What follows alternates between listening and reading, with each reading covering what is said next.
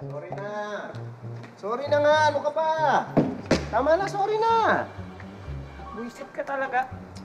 Sorry na, kaya nga ako nagsosorry. Inaamin ko naman na ako may kasalanan. Kasalanan ko, ba tayo natalo? Kaya natin di nakuha yung pera. Ang pera? Yung pera, yung sa jackpot, di ba? Kaya nga, okay lang yun. Hindi natin nakuha yung premyo. Kasi dapat masaya pa rin tayo. Isipin natin, nakasali pa rin tayo sa Family Feud. Pera? Oo. Tatayin mo, ang iniiyak ko yung pera? Mukha akong pera? Ganun ako kababaw? Gantiin mo sa akin? Teka, ba't ka ba umiiyak? Pinahiya mo ako sa buong Pilipinas kanina! Pinahiya? Paano pinahiya? Hindi kita pinahiya. Nung tinanong kanina, ano ang mga posibleng dahilan kung bakit nagpapakasal ang mga mag-boyfriend? Ano sinagot mo? Ha? Ano? Ano? Pikot. Pikot? Oo. Yun talaga naisip mo sagot? Ang dami-dami pwede isagot? Ano lang, yun nataranta ako Pinikot ba kita? Hindi. Ano? Ano? Hindi. Tinanong ka ni Dingdong eh. Tinanong ka ni Dingdong, Oh. sabi niya kung pinikot daw kita. Ano sigot mo? Sabi mo, mahirap na sumagot kasi baka mamaya masaksak akong kutsilyo. Tapos tawa ka ng tawa. Joke lang yun. Ano ka ba? Joke. Yung tatay mo nga tsaka yung nanay mo, tawa ng tawa doon sa audience kasi alam nila, joke lang yun. Milyon-milyon na lang ng Family Feud! Alam ba nila joke yan? Hindi naman personal yun. Sa survey lang. Tamo, naka 2 points nga, di ba? Isa pa eh, yung tanong yung, saan madalas hinahalikan ng lalaki ang babae sa unang date? Ha? Ang top answer, sa pisngi. Oo. Sagot ko, sa labi. Oo. Ikaw, ang sagot mo? Sa motel. Ano? Di ba? Sa motel. Bakit yun ang sagot mo? Di ba?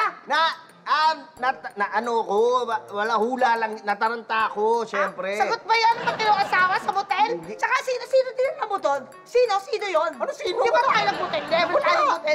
Wala. Ano Ha? lang yun, ko, yung na-pressure ako, may time pressure eh. Ko, baka abutan ng timer. Pressure mo mukha mo! Alam mo, saan ako pinanasaktan? Oo. Yung pilit na blank.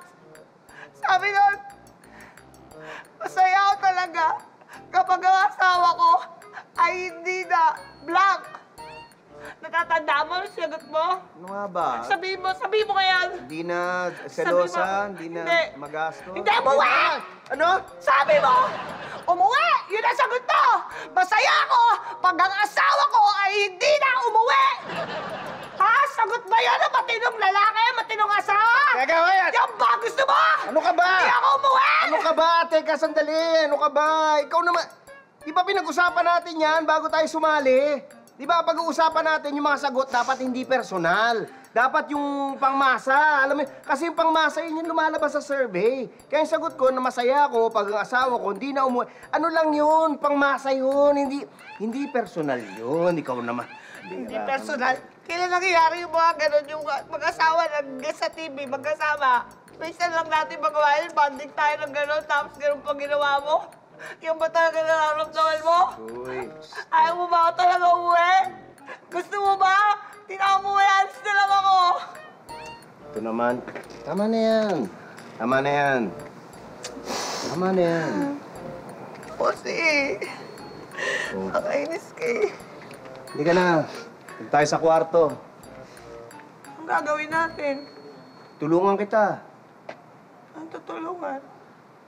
Tulungan kita mag-impake. Sabi mo, alis ka na eh. Paulang ka talaga. Oy, yan ka na naman. Oy! Ikaw mo yung kutsilyo! Ano? Itikutin mo ako! Itikutin mo ako, ha! Ay,